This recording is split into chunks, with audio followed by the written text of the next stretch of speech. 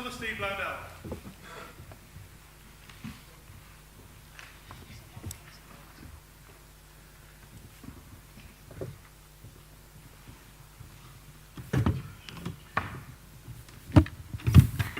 Please be seated.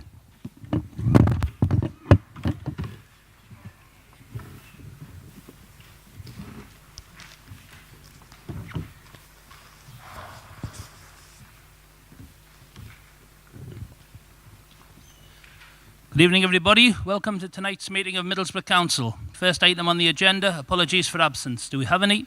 We do, Chair. We have apologies from Councillors Branson, Blythe, Brady, Carr, Harvey, Lawton, Mohan, Sharrett, Woodin, Saunders, McIntyre, Davison, Biswas and Dryden. Okay, do we have any more? Okay, can we note those? Thank you. Agenda item 2, declarations of interest. Do we have any? Agenda item 3, announcements, communications. There are none for this meeting. Agenda item 4, minutes of previous meetings of the Council held on the 18th of July and the extraordinary meeting of the 18th of July. Can we agree those minutes is accurate? Agenda item 5, questions from members of the public. Now we have quite a few for tonight. They're all for the same executive member. So what we've done, we've grouped them into 3 discrete groups that the questions relate to.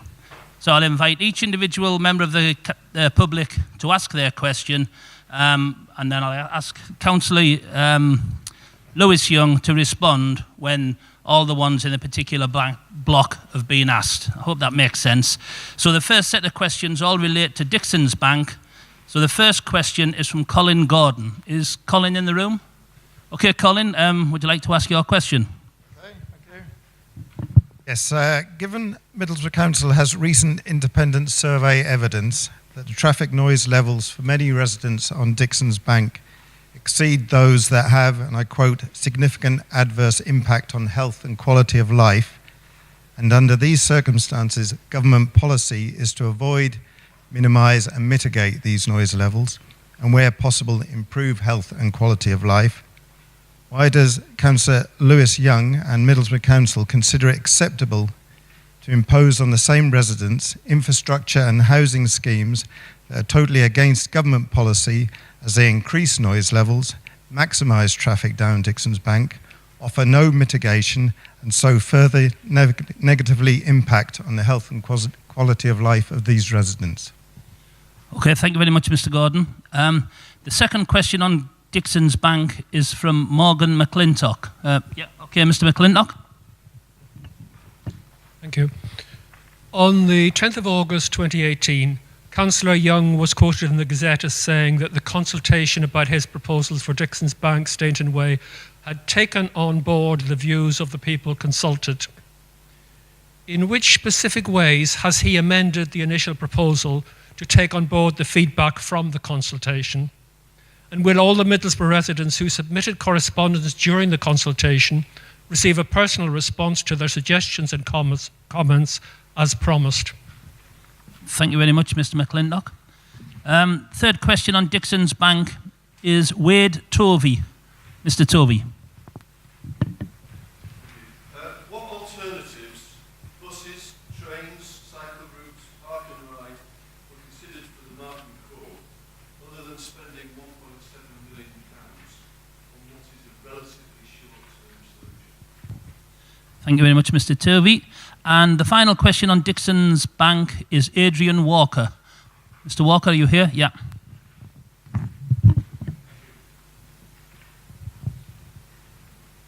When I attended the call-in meeting on the 2nd of August, Councillor Lewis Young stated confidently that the South West Middlesbrough Micro-Simulation Model Forecasting Report, issued by ARUP on the 9th of December 2016, was supportive of the Southern Cross Junction scheme. Please can Councillor Young advise the meeting why he chose to disregard all the caveats listed in the aforementioned report? Thank you very much, Mr. Walker. Councillor Young, I invite you to respond to those 4 questions, please. Thank you, Chair. Thank you to everyone for the questions. I will be providing written responses to everyone as well. I'll take them in the order that they came. So the report did state that noise levels were high at present, but Arap, who carried out the work, also identified that the impact of the road scheme upon future noise levels would be negligible and had little impact on the current levels. As a council, however, we are also putting in measures such as low noise resurfacing materials during the work. The promise that was made on the consultation was that the responses would be collated in the final executive report and would include any mitigation measures put forward by us, including the aforementioned environmental work. That happened, and they can be found in paragraphs 24 to 57 of that report. Some work includes the improvement to local bus networks that was carried out a few years ago. The park and ride has been actively discussed, but does fall under the Redcar-Cleveland boundaries. And for a time, for a time they've decided that they didn't want to do that, so we've had to put that on hold. It would require their approval. We're also looking at the inclusion of sustainable transport measures, which have been suggested within all our recent development guidelines, such as Nunthorpe Grange. And more information on those form of measures will be coming forward in an exec report later this year. As for the so-called caveats, the Southwest Middlesbrough Micro-Simulation Model Forecasting Report also came out at the same day alongside the Southwest Middlesbrough Micro-Simulation Forecasting Report Addendum, which pulls in together all the conclusions of that report and is clearly supportive of the scheme in so much that it recommends its implementation by 2020. Thank you very much, Councillor. The next question is relating to Nunthorpe Grange, and this one's from David Murdoch. Mr. Murdoch, are you in the room? Yeah. I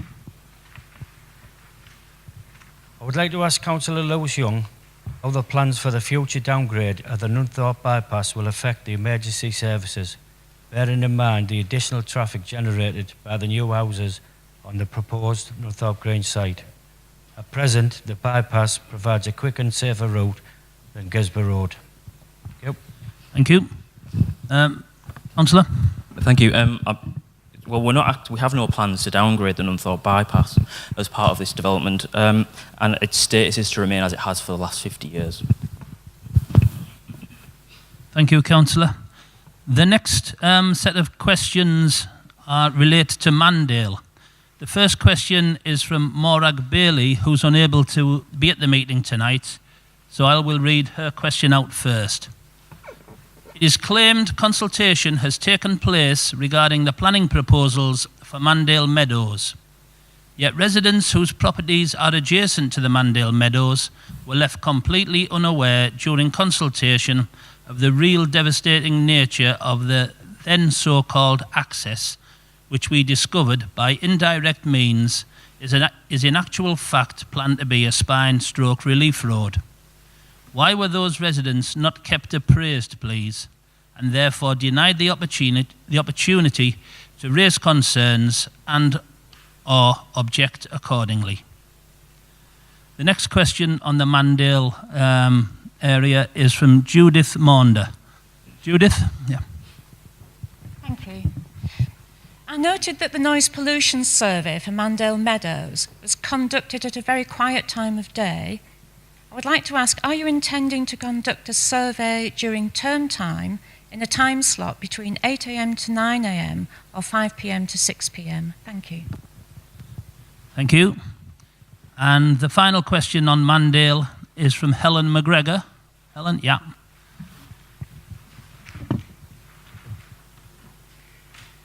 Exactly how many houses are planned to be built in total between Low Lane and Mandale Roundabout? And how many people will be using the proposed office block? I am asking so we can calculate how many more vehicles will be expected to be using the exit onto Mandale Road. Thank you. Thank you very much. Councillor Young? Yeah, thank you again. The consultation in question was carried out during the process of the Housing Local Plan, and that was between 2012 and 2014. That included public meetings, public exhibitions, press releases, and adjacent properties being consulted. And the Housing Local Plan was formally adopted at a public meeting of the Council in 2014. The matter was then further considered in a public forum by an independent investigator appointed by the government, who, in her consideration of the local plan at the examination, supported the inclusion of the road. Further consultation will now be taking place following the approval from the executive of the Sainsbury Master Plan. That will be coming forward soon. I would just say that the Housing Local Plan identifies the link road under policy H21E and describes it as a link road through the development. On the noise, the baseline noise measurements were taken on guidelines following the calculation of road traffic noise shortened measurement procedure. And that identifies the time window of 10 to 5 for measurements to be taken. As the results are assessed, derived from predictive modelling, and the noise measurements are used as verification, we have no intention to conduct further survey. And the minimum number of houses as a whole is likely to be around 1,600, and that's set out in the local plan and the master plan that came forward yesterday. The local plan refers to an office development, the 2014 one, but the refreshed one this year has taken the office development out, and there will be no office development on that site. Thank you, Councillor. Moving on, agenda item 6, Mayor's statement and report. Mayor Budd. Thank you, Chair. We sometimes get caught up in the minutiae of council business, and for some in the constant attempt to score points and be generally negative. So I'd like to talk a little bit about the context that we're working in, what we're doing, the progress so far, and what we can all do to assist that process. So first of all, the context, and you will all know this perfectly well. We know that local government finances have been under pressure for many years. Blame is occasionally transferred from national to local government. The health service, police, fire are all badly affected by the ongoing policies of austerity. Cuts have been most severe, as I've said on many occasions, in urban areas and in the north in particular. And there'll be more figures released on this very soon, which will prove the point yet again. But then, does anybody listen? These cuts didn't just happen. They were the result of political choices made by government. Northampton Council, as everybody interested in local government will know, is the most high-profile example of the effect of austerity. The National Audit Office has warned that 15 more local authorities will effectively go bust in the near future. We have warnings from East Sussex, Torbay, and just in the last few days from Somerset about the state of their finances.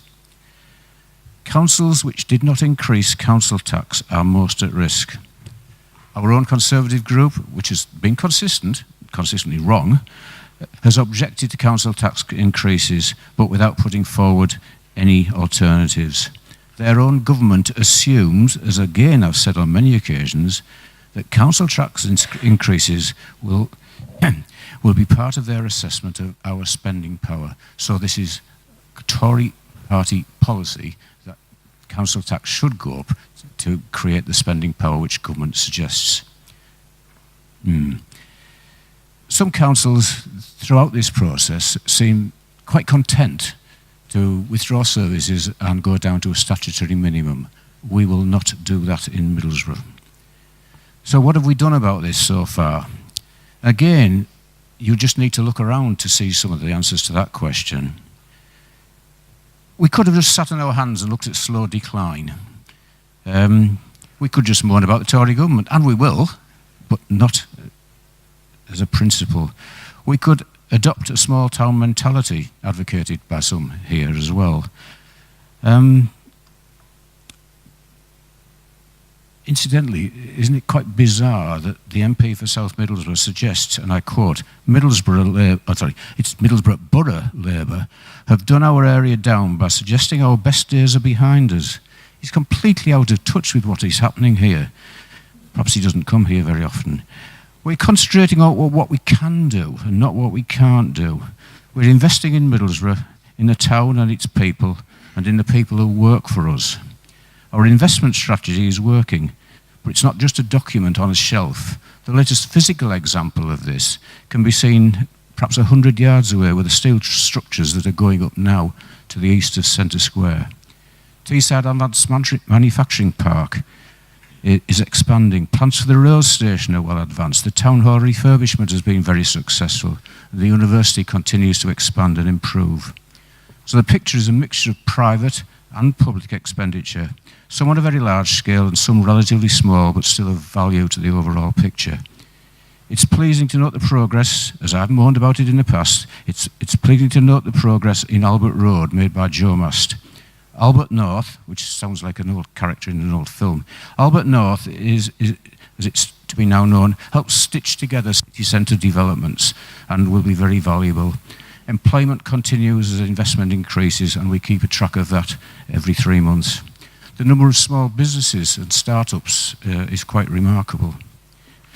So this is not the picture of a small town. Developers and employers who are active here refer to Middlesbrough as a city, so why shouldn't we? House building continues at record levels because people want to live here. Houses don't get built if they won't get sold. People want to live here. That's really important. That was not always the case. We have made political decisions to make that happen, to enable our officers, businesses and people to create a better Middlesbrough. It will be good, therefore, to have positive suggestions about how we can continue to take Middlesbrough forward, instead of the negative attitude from some, not from all. So there's a challenge from me. Join in the success of Middlesbrough by making some positive suggestions about what else we can do. So that's really all I've got to say on that. But there is a separate matter, which I won't add to, but if I can just read this out so that everybody can understand. Our monitoring officer has found out that the increase in the price of school meals did not go through the proper process, and so the increase will not go ahead at the present time. A full and proper process will be initiated with a report to the Executive in due course. Thanks, Chair. Thank you very much, Mayor Budd. Any questions, comments? Yes, Councillor. Thank you, Chair. The government do recommend that you can put the council tax up. It doesn't mean to say that you have to do it. The people of Middlesbrough are struggling. We hear it all of the time from the Labour councillors. They can't afford to pay the gas bills. They're going to food banks because they're struggling. They tell us this all of the time, and yet they're the ones that actually vote to put the council tax up. We don't need to put the council tax up to waste £36,000 on a banquet. Thank you, Chair. Thank you. Councillor. Yes, thank you, Chair. Mayor Budd, you mentioned quite a large number of projects there, which is always a positive if they pay off.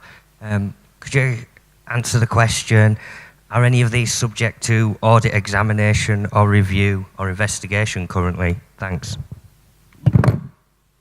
Thank you. Councillor.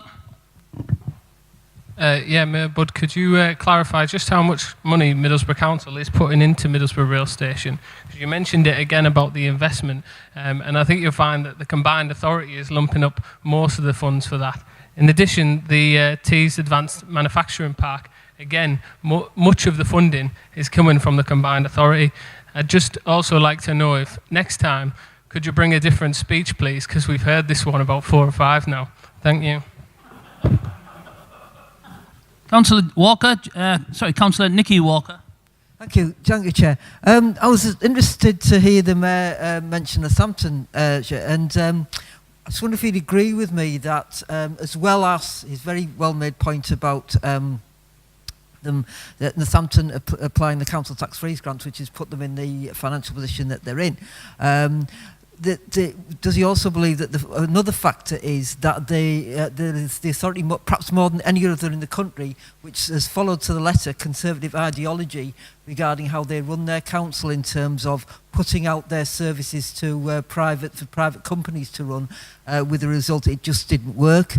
And does he also agree that if the authority, all the authorities he mentioned have been Labour authorities, that the national press would be hailing it as the result of Labour not being able to manage their finances correctly, where in actual fact they are not, the majority are not Labour authorities. So I just thought it was worth putting that question, Chair. Thank you, Councillor. Councillor Story, I think you had your hand up. Yeah, thanks, Chair. I think what the Mayor said is really important, and what we've heard from some opposition members is that they've heard it before, and that the same story. Well, it is the same story, and you better believe that we are going to continue to make those points about cuts and austerity in this room and elsewhere, because it is absolutely essential that the general public and that people in this room understand that cuts and austerity and the massive impact of the fact that public sector budgets have been slashed by this government over the last 8 years, that is not baked into the recipe of public policy and politics. That is not something that has to happen. It is a choice that's taken, and it's a politically motivated choice. It's a decision that means that budgets of councils like ours that are not of the right political persuasion bear the heaviest burden, and that has a huge impact on people's lives. So when the Mayor talks about cuts, and when we all talk about cuts, and this side of the chamber does that a lot, it shouldn't be ignored, and it shouldn't be treated as if it's something that can just be passed over, or we've said that before. Yes, we have, and it needs to be continuously said so that people understand the importance of it, because there's a reason why voting Labour in this town is important. People need political representatives like you have on this side who will stand up for them and will say the cuts are wrong, and there is an impact there, and there is a responsibility upon people who do not say those things, who do not stand up and say those things and highlight those impacts. There is a responsibility on those people to bear the burden of those consequences. It is the fault of those who do not stand up for people who cannot stand up for themselves. We are here to do a job to represent people, and that's what we're going to do and what we're going to continue to do. And just to take one example, one of the things I went to recently is a quite interesting briefing about children's services and the impact that cuts have had on our children's services in this town. In times gone, under a Labour government, we had a comprehensive system of children's centres and sure start centres. We had a social security system that was there to help people when they needed it the most. We had child benefit paid to families when they needed it, not just for the first 2 children. We had tax credits and other things which were not being cut like they are through universal credit. We had all of these processes, all of this system spoke to a wider agenda about making sure that people could look after themselves and their families and their children. That system has been decimated. It's been completely destroyed by this government, quite deliberately as well, because they don't see the value in it, but we see the value in it, and we understand how important those things are. And our officers in our Children's Services Department have had to do a heroic job of trying to retrofit a system that has been dismantled by a government hell-bent on taking the public sector apart piece by piece. And if you think we're all going to sit here and acquiesce to that, if you think that people on this side of the chamber are going to allow that to just go by, we're going to stand by and watch the pitch as it goes past, it is not going to happen. We will continue to stand up for those people who do not have a voice. We will be a voice for the voiceless in this place. We will be a voice for those people in deprived communities who need us the most.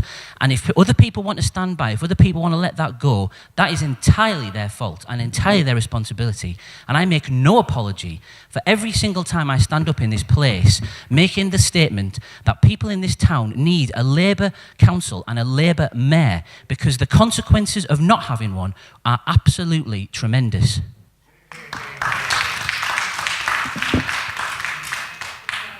Councillor McTighe. I'd like to suggest a cut. Suggested it before, and it's been ignored. I'd like to see everyone not claim anything more than your basic allowance. I'm referring to everybody on that side, and that will save this town £240,000 every year. We can do an awful lot for children in this town with £240,000. Okay, there's nobody else indicating a wish to speak, so I'll now invite the Mayor to respond to the various questions and comments that have been made. Mayor Budd. Chair, can I ask for a vote on that, please? No, this is the Mayor's statement and report. There's no facility there for a vote. That's fine. I just wondered how everybody thought about it, that's all. Okay. Mayor Budd. I think I've been accused of saying things over and over again. No apologies for that. I think 1 or 2 other people have done the same thing as well. Council tax. When convenient, the local Tory group seem to agree with the government, and when inconvenient for their own political purposes, they don't. The guidance from government is very clear. Audit investigations, not aware of any. Middlesbrough Station, Tamp, etc.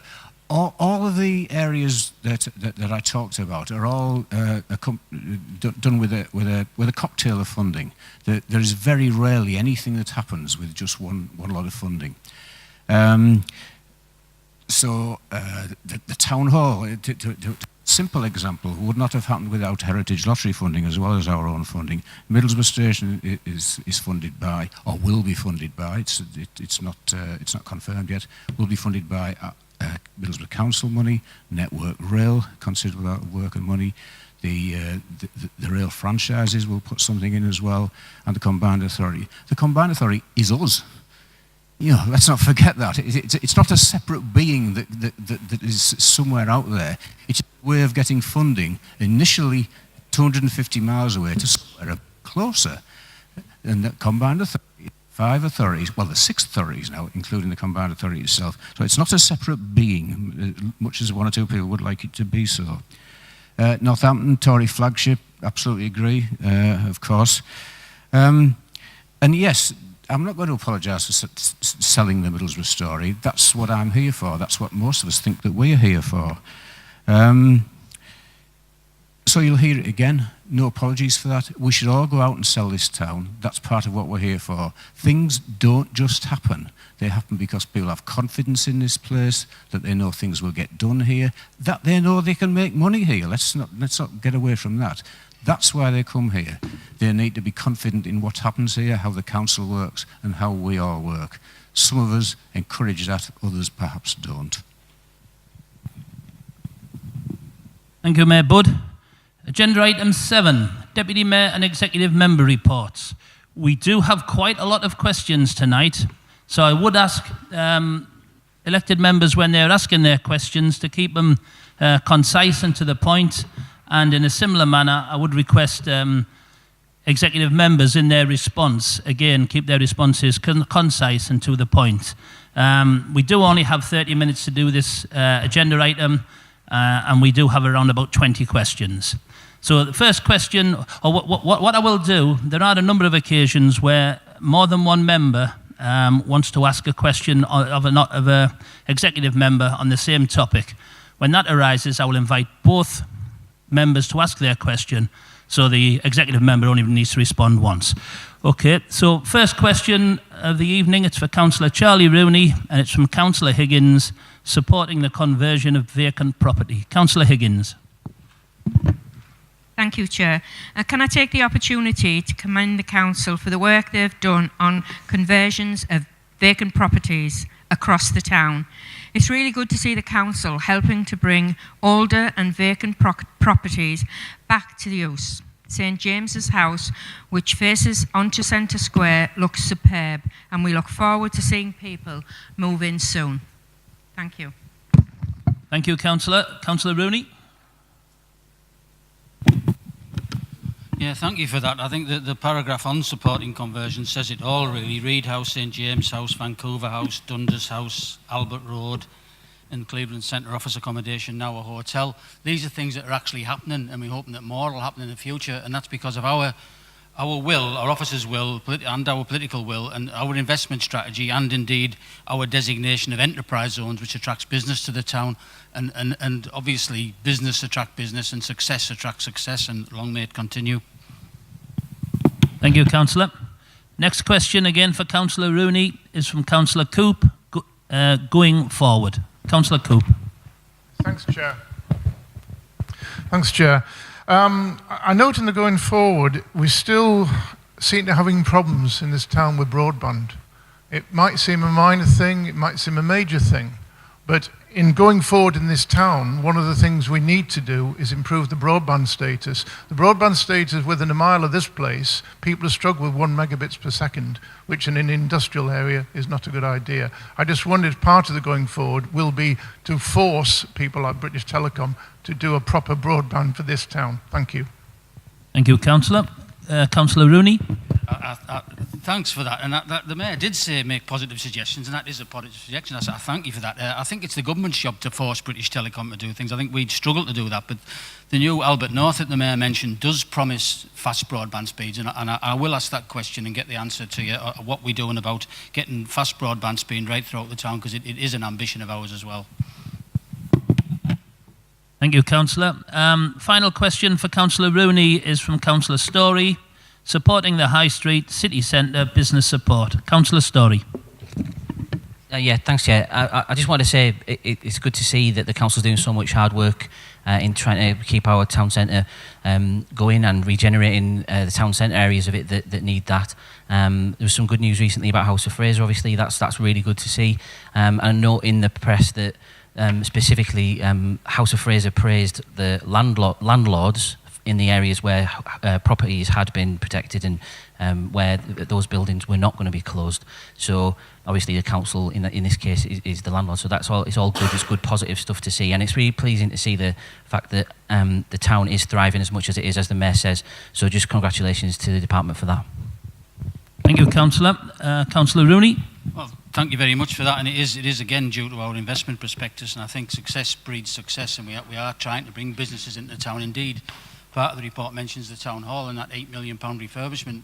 Businesses wanting to attract other businesses to rent in the town, actually show them the town hall, show them what we've achieved already, and also what we plan to achieve, and it's a great attraction to people coming to town. Thank you, Councillor. Second set of questions are for Councillor Mick Thompson. The first one, we have two people wanting to ask a question on the same topic, so I'll invite Councillor Halawi first, the Nirgar Katan. Councillor Halawi.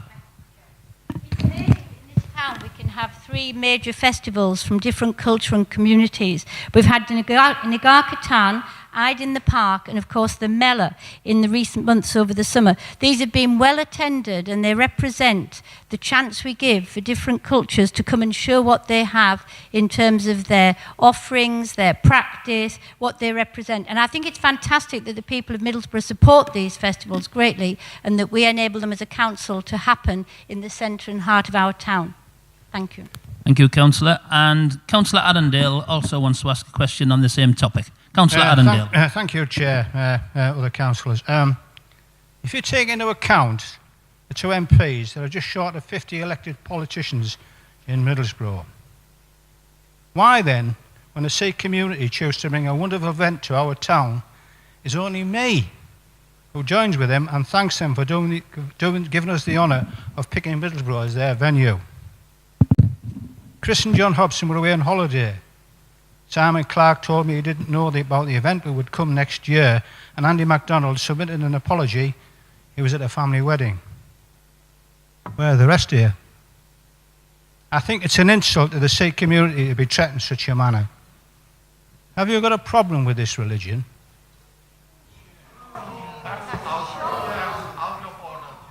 What makes it worse, can I finish? What makes it worse is the fact I raised an non-attendance of senior political figures last year, and I noticed the chief executive writing it down.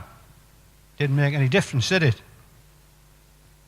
Next year, whether I'm elected or not, I'll attend.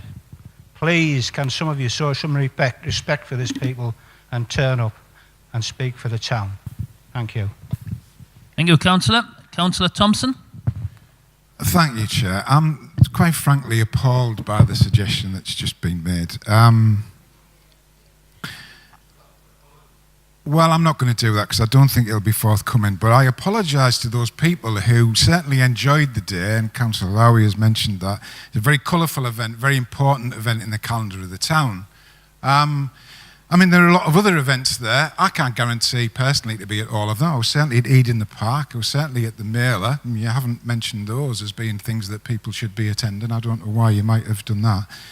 I think what you've done is detracted from that really positive aspect, and I just wonder whether members of the Sikh community would actually welcome the comment that you've made. But I'll make the point that I'm very proud that we're a town that welcomes and supports and celebrates all of the cultures and religions that are here. And Councillor Lau is absolutely right that, you know, we make sure that those things happen because we provide the infrastructure, we provide the road closures and all of those things because we feel that they're important. And I'll continue to do that. And I have to say to you, I can't guarantee that I will be at everything. I can't speak for anybody else. Thank you, Councillor. Next question is from Councillor McTee. Stronger communities.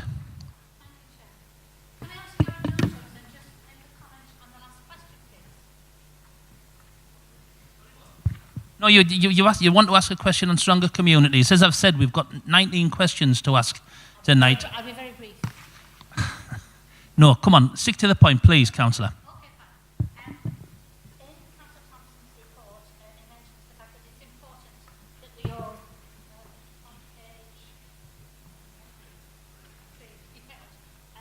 We all play our part in reporting crime and a criminal activity, even if we're not sure whether it's true or not.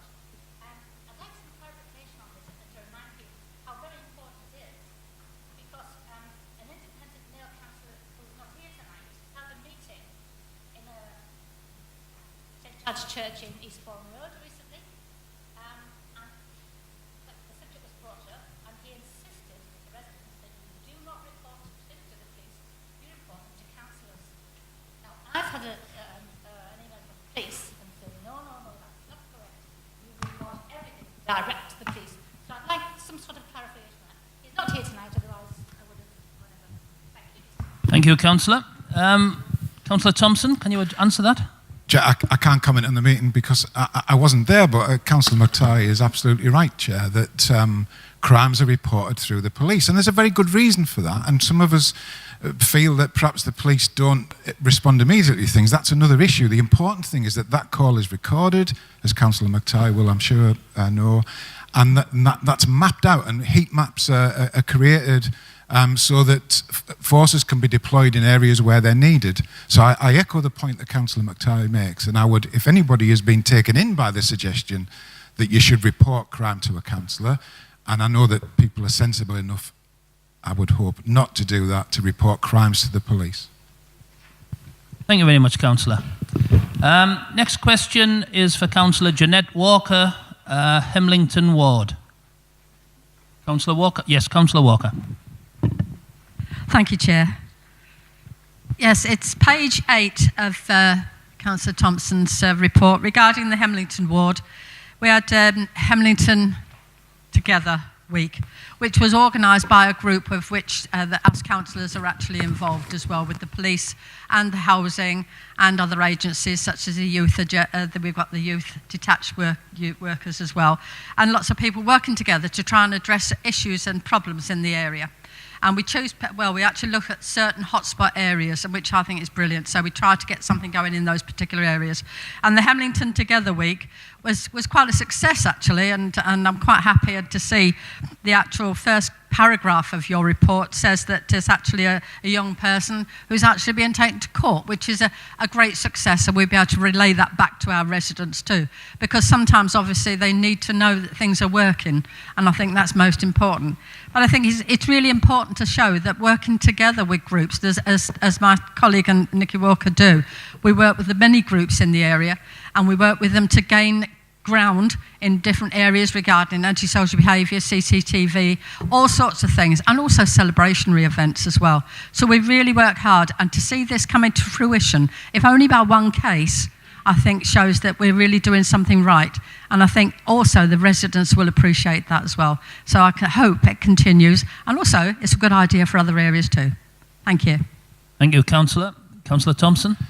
Chair, I will be very brief, but I didn't want to miss the opportunity of sending a message back really to the people of Hemlington. And I cut my teeth as a council officer in Hemlington upon the Fordyce estate. And I know the strength of that community that's there. And I think that this event has demonstrated that. So, I mean, thank you to you and councillors and other staff, but particularly the residents there who stand up for their community and pull together, and the results are there for all to see. Thank you. Thank you, Councillor.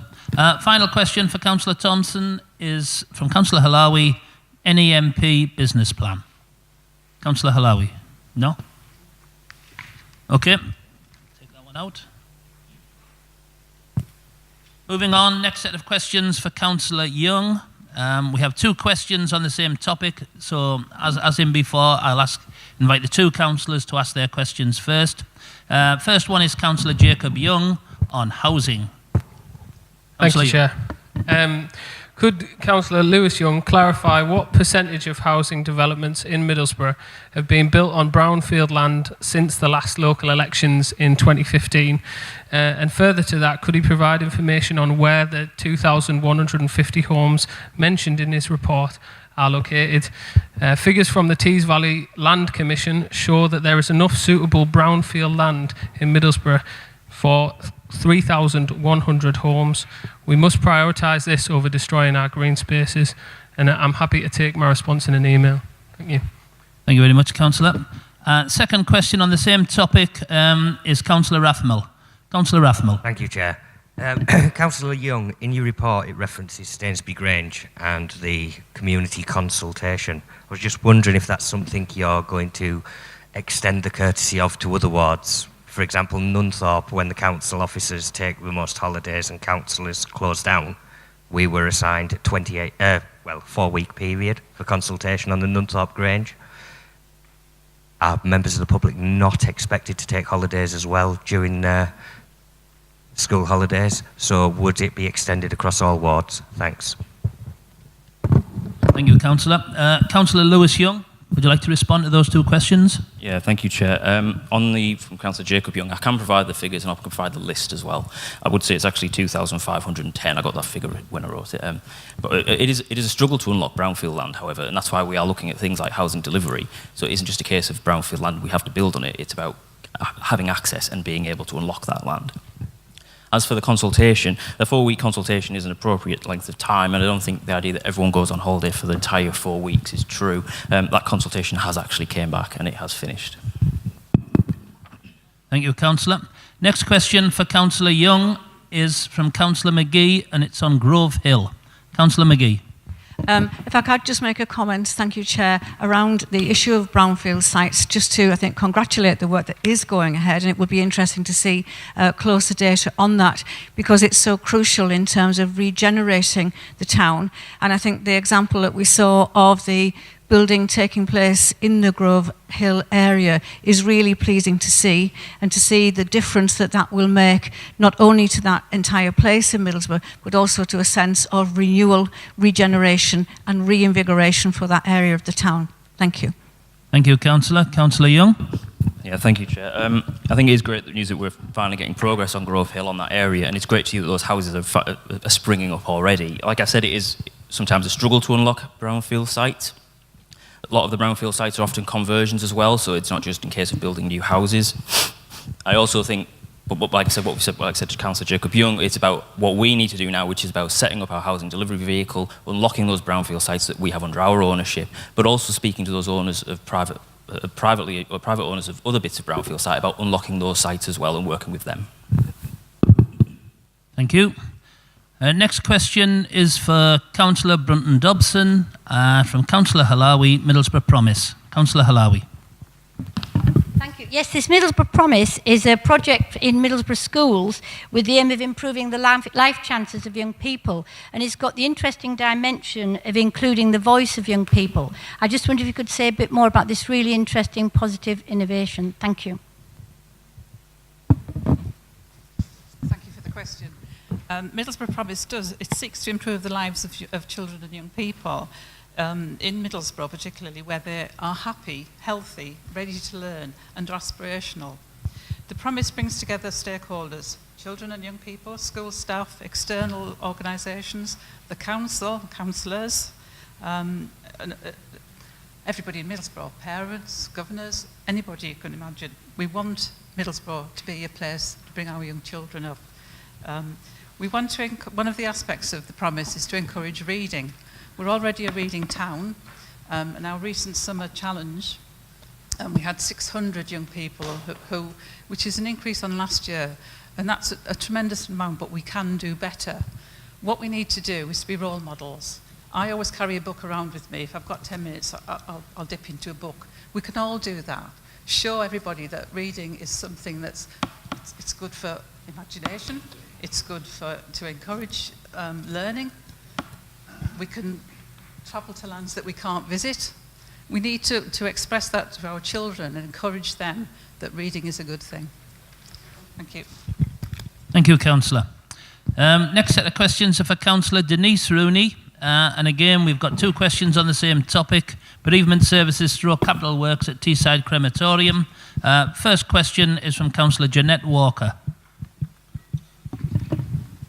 Thank you, Chair. Right, I would like to actually request that Councillor Denise Rooney pass on thanks and compliments from residents and visitors who have had the need to visit the crematorium this year. I myself have had to visit a few times this year, unfortunately, due to friends and family passing away. And can I say that the area, and I've heard and people have asked me to pass on the thanks and compliments too, saying what a fantastic, beautiful area it is now, and how wonderfully well cared for and kept it is, and all the innovations that's happening as well. It makes that sad journey a bit more pleasant, if that can be actually said. And I think that's most important, to give people that the knowledge that that is a peaceful journey into that place. And I think it's a place that a lot of people have to go to, and we've all got a one-way ticket, you know, and we've just got to remember that. And I think to go to that place is, in these terms now, it's beautiful. It really is. And I think also with the plans now and the innovations going on in the chapel as well, I think it will make things even more pleasant for people. And so please give them our thanks. And I know that I'm not the only person who's saying this. It's wonderful to see such care and thought get given to something like that. Thank you. Thank you, Councillor. Second question on the same topic is from Councillor Hubbard. Councillor Hubbard. Thank you, Chair. It's in relation to the new canopy at the crematorium. This has to be welcomed. It's been a long time coming, so thank you very much for that. It does say that it's an attractive new canopy, which it is. Fortunately, it also says it's there to protect the mourners from the inclement weather. This is where it sadly fails. I was there a few weeks ago, and myself and a number of mourners got absolutely drenched. There's no side panels, there's no back panels. I think it needs revisiting, having a look. I spoke to a Labour councillor last week, and the same subject came up.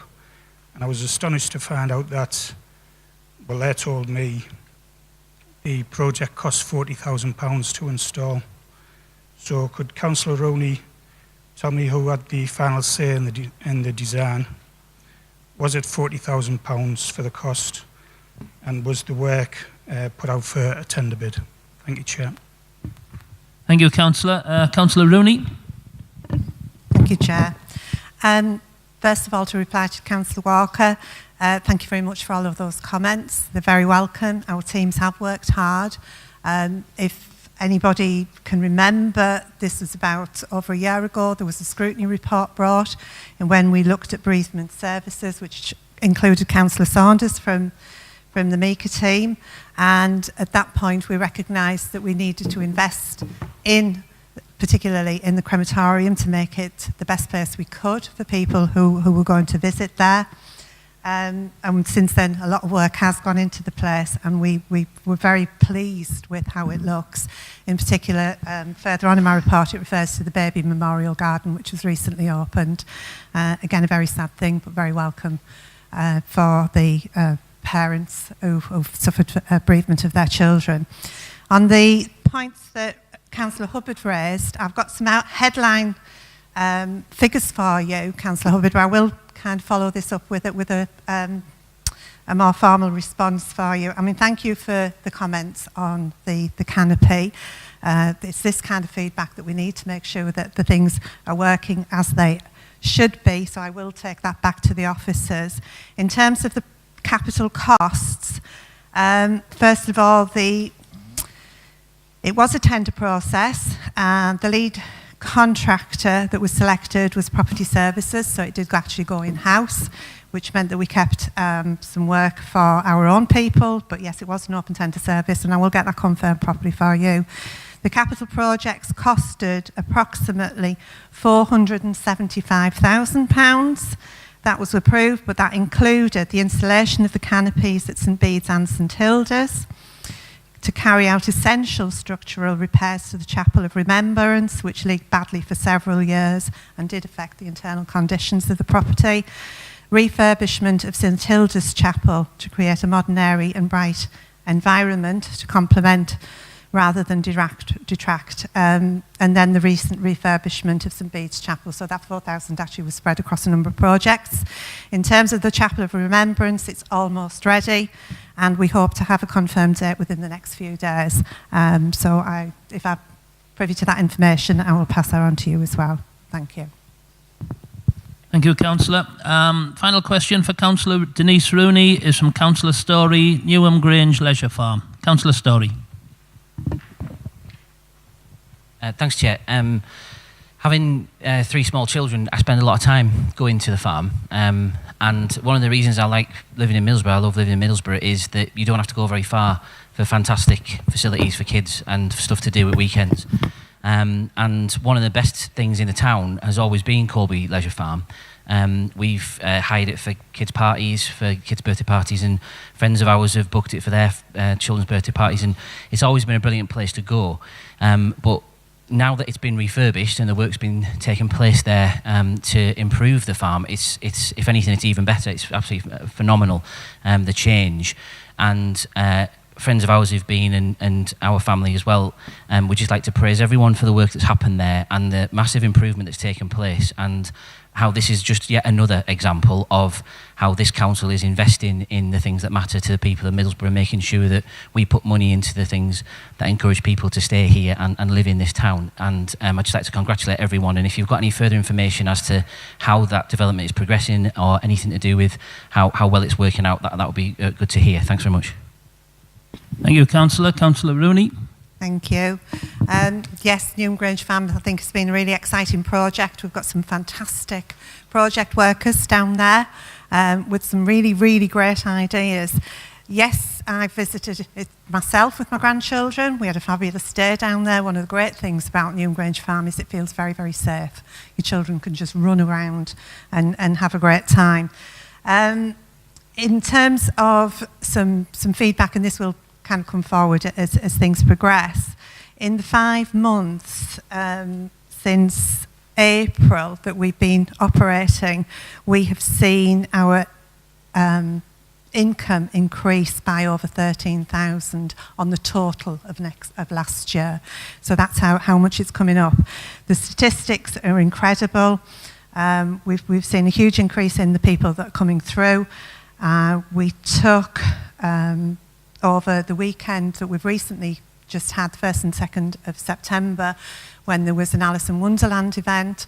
We've had some fabulous feedback both on social media and from other sources as well about how professional and how enjoyable the whole event was. And over the weekend we actually took an extra £7,876 more than we did last year. So on an increase level, the visitors are up over 1,600 on the weekend. We've seen massive increases in the visitors over the period again. We've done about the same in the 5 months since April that we did in the whole of last year. So last year it was 35,000. This year it is 34,500 people that are coming through the door. So all of that is telling us that what we're doing is right, the way in which we are putting things into place, and there is more to come. So we're hoping, over the winter we're going to improve the cafe area and put some more of the infrastructure in. So thank you very much for your comments, and I will pass that back to the project team. Thank you, Councillor. Right, the final set of questions are for Councillor Walker. We have 2 questions on the same topic. So I'll invite Councillor Story first, universal credit, for Councillor Walker. Councillor Story. Yeah, thanks, Chair. This is obviously a hugely important issue. It's been rolled out in October, universal credit, and it's something that members on this side of the chamber at least have raised many times. We passed a motion at this council saying that the process of universal credit rollout should be stalled, and that highlighted many of the issues with universal credit.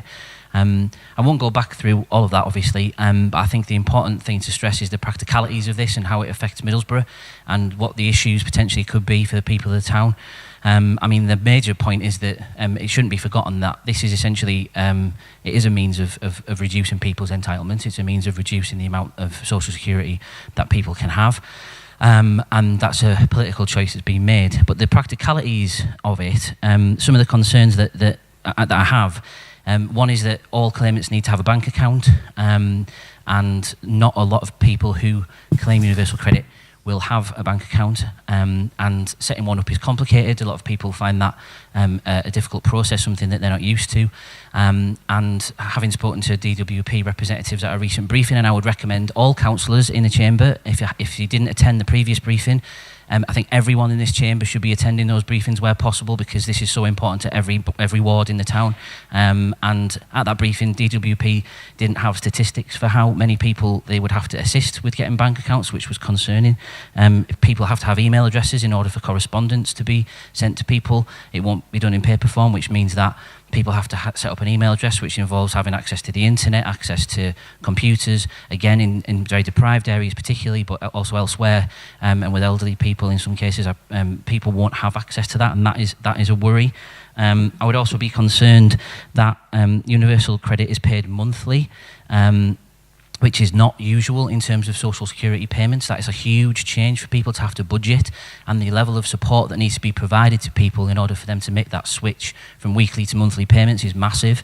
And I have concerns about the support that will be needed to be provided, and I hope that will be provided. And the final thing is that one of the main things that was raised at the briefing, which I think is important to stress, is that the main reason people don't get their money through is that if you don't make an appointment to see someone face-to-face after having made your claim online, if you don't make that face-to-face appointment, that money doesn't come through.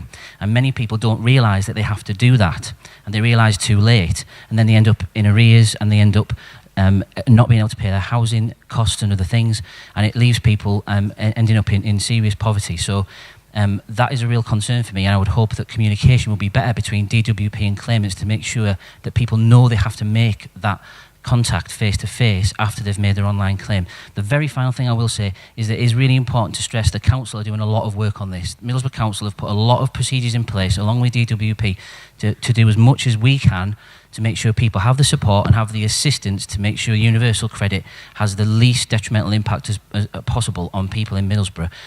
But I do have concerns, and I just wonder if Councillor Walker could refer to those. Thank you, Councillor. And second person who wishes to make a comment, ask a question on universal credit is Councillor Rathmell. Councillor Rathmell. Thank you, Chair. In Councillor Walker's report, she's quite rightly highlighted concerns regarding the introduction and rollout of universal credit, including the initial 5 weeks before the first payment, without taking into account administrative delays which have been highlighted around the rest of the country.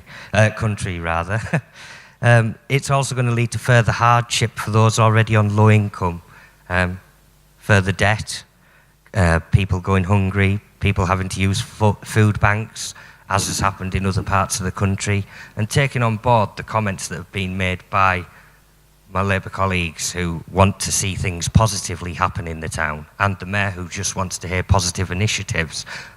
I was wondering if you'd be willing to unite the chamber tonight, and perhaps the Chair uses discretion and introduce Councillor Matteig's proposal that we forego our additional allowances, only claim basic allowances for the next 6 weeks. And that money would go a long way to helping provide people with school dinners, free school dinners for those that come out of benefit. It's something we have tried to bring to the council meeting. It does impact those on universal credit, and it's something that the Labour chairs rejected time and time again. So let's be positive.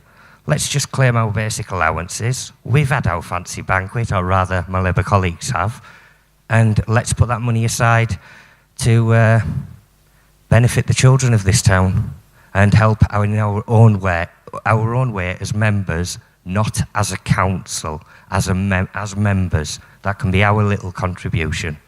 Thank you. Thank you, Councillor. Councillor Walker. Thank you, Chair. If I can take Councillor Story's comments first, and I will say that they're fears that I have as well.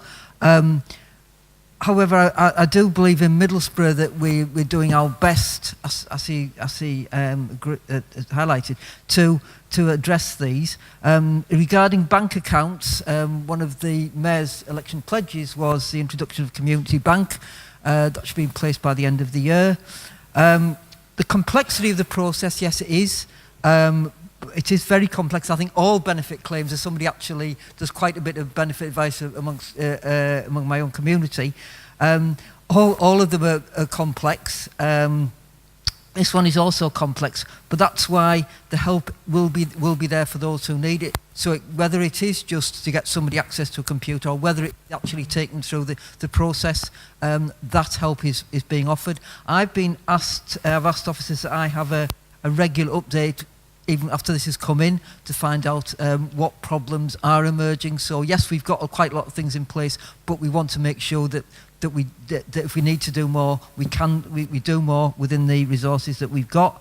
We will be offering budgeting help. There's also, as Council be aware, other partner organisations throughout the town who do help people with benefit claims and with things like budgeting help, which also might be available at the Community Bank. The face-to-face appointments thing, that has actually been brought up at the Financial Inclusion Group, and one of the advantages we've got, if you can call it that, in it being rolled out to Middlesbrough later than other areas, is some of those problems that they had with that in other areas. We are putting measures in place in Middlesbrough to try and make sure that doesn't happen. So people should be made more aware of the need to make that appointment. The 5 weeks or later before the first payment is of course of great concern. It has caused hardship somewhere else. I will touch briefly on the Council's suggestion about special responsibility allowances and where that members of the public here. What these councils do is suggest that the things that they don't get people forego. They never suggest that they give up something themselves. So and that has been the same thing from year on year. The national guidance is that special responsibility allowances are applied, and that is what the independent panel on allowances does. Personally, I just think it would be better if we had a national scheme, but we haven't got that. I was interested in the councillor's observation of, and I also will say that if we did that, yes, it would be a token gesture, because obviously that the amount of money that will be lost in Middlesbrough through universal credit, the whole of the council's allowances for the whole year would be a drop in the ocean. Free school meals and universal credit, up to April this year, anybody on universal credit got free school meals. And the Children's Society have fought a campaign for that to continue. Unfortunately, from the 1st of April this year, this government brought in a position whereby anybody who earns more than $7,400 a year, that's without benefits, loses their free school meals. That wasn't there under working tax, your working tax credit system. Once they lost the free school meals, they then got additional benefit. That isn't the case under universal credit. So the Children's Society, I'll quote their figures, which won't be reliable for Middlesbrough because they're based on the price of school meals throughout the country. Of course, Middlesbrough school meals are actually lower than the national average, and they're lower than most in the North East. So a family with 3 children earning just under $7,400, if they worked another hour or got a small pay rise, would lose their free school meals worth around £1,311 a year. But in order to get to the place that they were at before, they would have to actually earn £3,543 because 63 pence in every pound they lose of their additional money. So is that really in line with universal credit being to ensuring that work always pays? And I would suggest it isn't. I would suggest that universal credit is a disincentive for many working people to actually increase their hours and get a better job. And the other thing about universal credit is, of course, it brings into the treatment, so there's some quite degrading treatment the unemployed people already get, and applies it to the lower paid part-time workers, who then have to jump through the same hoops as those who are currently unemployed. And don't forget as well that the majority of people, by the government's own estimates, of people who be credit nationally are actually working. Thank you, Councillor. Chair, point of correction. During what I said, I didn't actually mention special responsibility allowance. I said I would keep it to the basic allowances. That's quite common sense, refers to communications allowances, mileage claims. There's many people in this chamber who are husband and wife, partners. The Labour group have got quite a lot. Do they need communications allowance twice? A lot of members, well, quite a few, it's complained of that you can't even contact them with smoke signals. So do they really need broadband and telephone? Thank you, Councillor. Moving on, report of the Overview and Scrutiny Board, agenda item 8. I believe, Councillor Story, you're introducing this one. Councillor Story. Yeah, I'll just move the report as read. Obviously, the chair's not here if anyone wants to ask any questions. Okay, any questions, comments on the report? Can we note it? Thank you. Agenda item 9, mortgage interest rate. Councillor Walker. As usual, Chair, I'll just move the report. Thank you very much. Any questions, comments on the report? Okay, we have to agree this one. All those in favour of supporting the report and agreeing the recommendations, please show.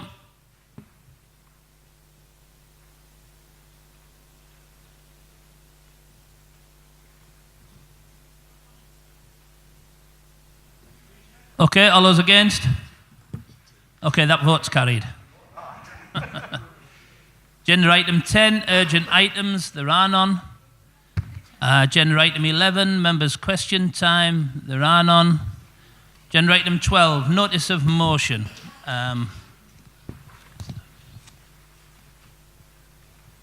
Yes, we have one motion for tonight's meeting. I invite Councillor Rathmell to move the motion, and as in previous meetings, we now need to read it out. We can't take it as written, and the motion needs to be seconded before you can speak on it, Councillor.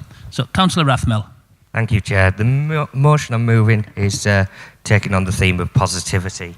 In January 2017, the Secretary of State for Communities and Local Government wrote to every council leader in the country, urging them to adopt the International Holocaust Remembrance Alliance definition of anti-Semitism. Our authority, along with the other Tees Valley authorities, have not done so yet. I take the opportunity to ask members to show the wider public that we can lead locally on this issue, as we have done on so many others. Therefore, this council to agree that the authority adopts in full the IHRA's definition of anti-Semitism at the earliest opportunity. Thank you, Councillor. Do we have a seconder? Thank you. Mr. Chair, I'd like to move an amendment.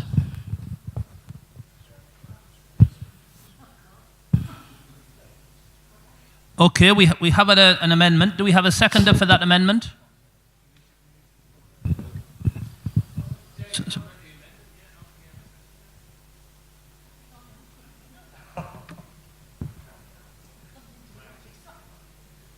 Right, sorry, we got you.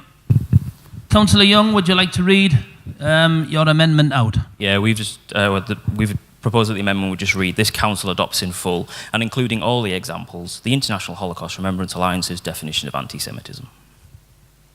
Okay, do we have a seconder for that? Right.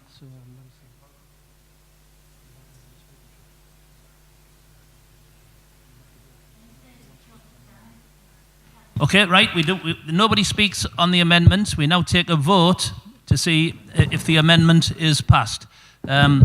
All those in favour of the amendment, please show.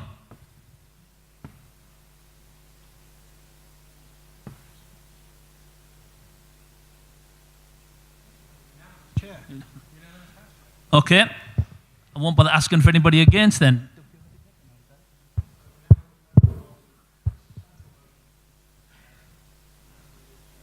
Okay, right, we now debate. The motion is read out by Councillor Young. Councillor Young. Yeah, thank you, Chair.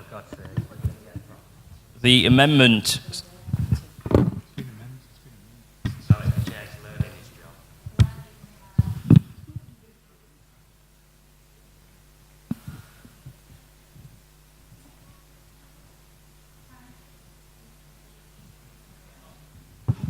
Would you like an adjournment, Chair, to learn? 2 minutes.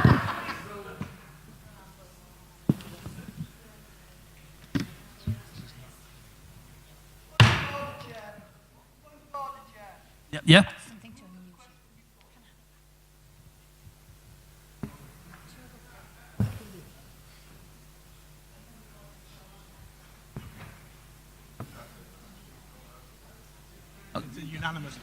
Given that the... Yeah, I tend to agree with you there, Councillor. Given that it's been unanimously agreed already by everybody present, I am prepared now to go straight to the vote on the revised substantive motion. All those in favour, please show. Okay, once again it's unanimous, so that motion is carried. Thank you to everybody.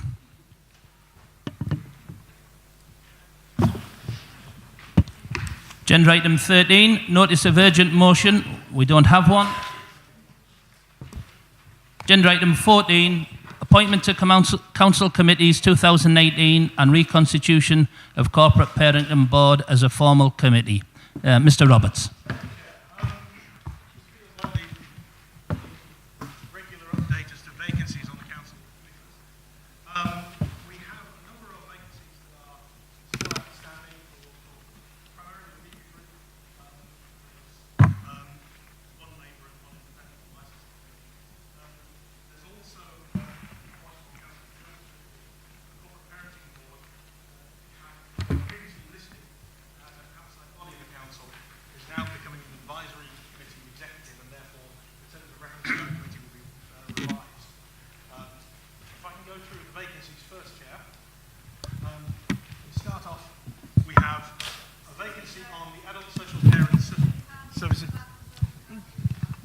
I apologise.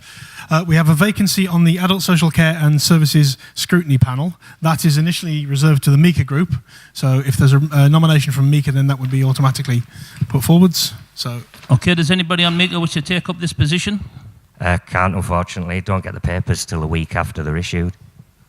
Okay, do we have any vacancy nominations from the floor then, Chair? Any nominations? That's Councillor McGloin. Councillor McGloin? Okay, any further nominations? Okay, can we agree, Councillor McGloin? Thank you, Chair. Again, we have a MICA vacancy on the Children and Young Persons Social Care and Services Scrutiny Panel. Same reason, don't get them papers till after the meeting's happened. Okay, do we have any nominations from the floor? A nomination from the floor. Again, Councillor McGloin has put it up, which she's already a member of that committee. Any further? Councillor Walters. Okay, we have one nomination, Councillor Walters. Can we agree? Thank you. One then for Corporate Health and Safety Committee. Again, a MICA place. Again, can't do it. Don't get the papers. Yep. Can I say, Chair, that those positions were taken up at the AGM, and before we even had any of the meetings, most of the MICA group stepped down. So, no, they don't get the papers because they come off the panel before we even had a meeting. Chair, point of correction. Councillor Higgins is less than honest. I'm not getting an across the floor discussion on this one, Councillor. And right, moving on. Corporate Health and Safety Committee. So there's then a vacancy on that which is open to anyone. Councillor Dean. We have one nomination, Councillor Dean. Can we agree that? Health Scrutiny Panel. Scrutiny Panel, same again, Chair. MICA vacancy. Unfortunately, it was taken up, contrary to Teresa Higgins' view, but we can't do it because the papers don't come out in time. Okay, thank you. Right. Councillor Lewis. One nomination, Councillor Linda Lewis. Can we agree? Thank you. Then we had 2 vacancies on licensing committee. One is a Labour place and one's an independent place. Do we have any Labour nominations first?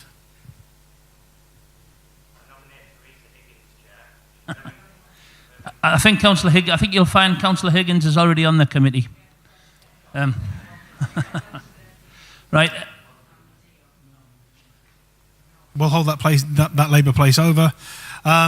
Independent, is there any further nominations for that?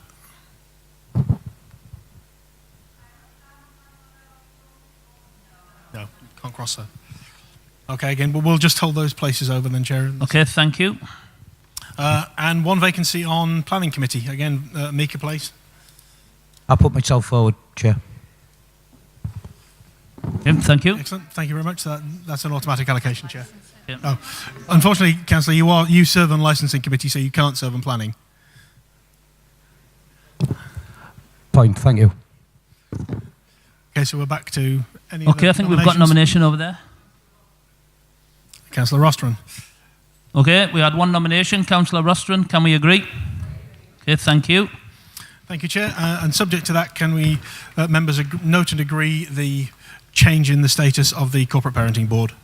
Can we agree that? Okay, thank you. Thank you, Chair. That being the conclusion of all business, I'd like to bring this meeting to a close. Would anybody